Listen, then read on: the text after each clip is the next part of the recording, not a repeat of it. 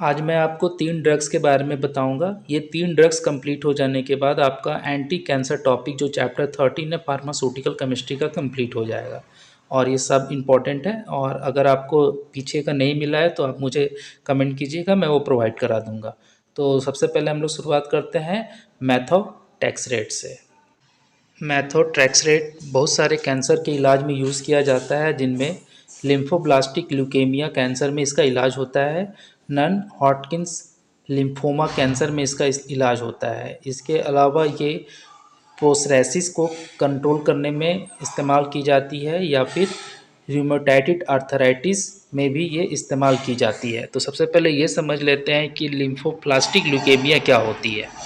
लिम्फोप्लास्टिक leukaemia जिसमें यह drug इस्तेमाल की जाती है, एक ऐसी कैंसर की बीमारी है जिसमें बोन मैरो में बहुत ज़्यादा लिम्फोसाइट्स बनने लगते हैं। लिम्फोसाइट्स का मतलब होता है वाइट ब्लड सेल का एक टाइप है, जो कि हमारे शरीर में अगर ज़्यादा बनने लगे तो उसे लिम्फोप्लास्टिक ल्यूकेमिया कैंसर कहा जाता है, जो कि एडल्ट में हो सकता है। और ये जो है कैंसर जो है वाइट ब्लड कैंसर से भी कहलाता है, और ये बोन मैरो में पाया जाता है। इसी को ठीक करने के लिए ड्रग्स ली जाती है।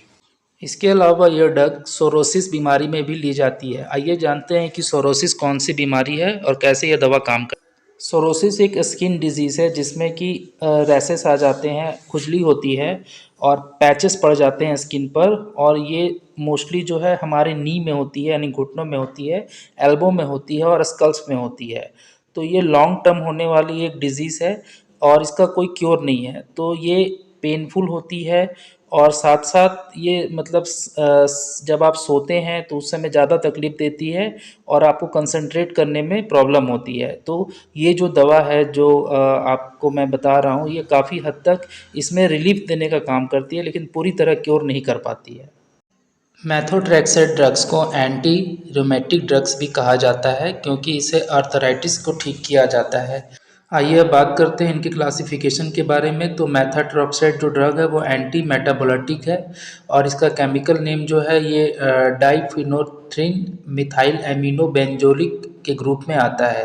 अब बात करें कि इसका यूजेस, तो ये डिफरेंट टाइप ऑफ कैंसर में, जिसमें ल्यूकेमिया में इसका इस्तेमाल होता है, ब्रेस्ट कैंसर में इस्तेमाल होता है, और ये रूमेटिक आर्थराइटिस और सोरोसिस में भी इस्तेमाल होता है। स्टेबिलिटी एंड स्टोरेज की बात की जाए तो इसे रखने का जो तरीका है, इसको हम लोग को ड्राई प्लेस में रखना है, ठंडे जगह पे रखना है और धूप से बचा के रखना है। फॉर्मुलेशन की बात की जाए तो ये इंजेक्शन के रूप में मौजूद है और ओरल टैबलेट के रूप में भी मौजूद रहती है। ब्रांड नेम की बात कर ले तो र्यूमाट्रेक्स और ट्रैक्सॉल नाम से ये मार्केट में अवेलेबल है। आइए अब बात करते हैं दूसरे ड्रग्स के बारे में। हमारा दूसरा एंटी कैंसर ड्रग है डेक्टिनोमाइसिन। इसे एक्टिनोमाइसिन डी के नाम से जाना जाता है। ये कीमोथेरेपी मेडिकेशन में यूज़ किया जाता है, और इसके अंतर्गत बहुत तरह के कैंसर आते हैं, जिसमें विल्म्स ट्यूमर कैंसर मौजूद है। इसके अलावा इसमें इविंग्स स्क्रोमा कैंसर का इलाज इससे किया जाता है। थ्रोम्बोब्लास्टिक नियोप्लाज्म कैंसर का इस्तेमाल कैंसर को ठीक करने में इस ड्रग का इस्तेमाल किया जाता है। टेस्टिकुलर कैंसर को ठीक करने में इस ड्रग्स का इस्तेमाल किया जाता है, और ओवरी के कैंसर को ठीक करने में इस ड्रग का इस्तेमाल किया जाता है। अब बात कर लेते हैं इसके क्लासिफिकेशन के बारे में। तो ये एंटी ट्यूमर एंटीबायोटिक के क्लासिफिकेशन के अंतर्गत आता है।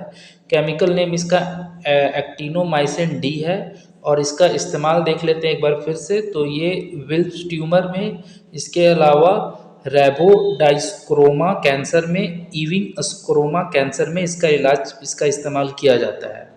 स्टोरेज एंड स्टेबिलिटी इसका सेम उसी तरह का है कि इसे ठंडे जगह में रखना है और कूल एंड ड्राई प्लेस में रखना है, धूप से बचाना है। ये फॉर्मूलेशन जो इसका है, यानी किस फॉर्म में अवेलेबल है, तो इंजेक्शन के फॉर्म में है। इसका ब्रांड नेम है एक जो है कॉस्टिमेन के नाम से ये मार्केट में अवेलेबल है। आइए अब बात करते हैं हमारे अंतिम ड्रग्स के बारे में। हमारा अंतिम एंटी कैंसर ड्रग है डॉक्सोरूबिसिन। डॉक्सोरूबिसिन हाइड्रोक्लोराइड इसका पूरा नाम हुआ, और इसका जो इस्तेमाल है ये सॉफ्ट टिश्यू और बोन स्क्रोमास में किया जाता है। इसके अलावा ब्रेस्ट के कैंसर में, ओवरी के कैंसर में, ब्लाडर के कैंसर में और थायराइड के कैंसर में इसका इस्तेमाल होता है। इसके अलावा ये एक्यूट लिम्फोब्लास्टिक ल्यूकेमिया में भी असरदार है। एक्यूट मायोलोब्लास्टिक ल्यूकेमिया और Hodgkin lymphoma and small cell lungs cancer में भी इसका इस्तेमाल किया जाता है।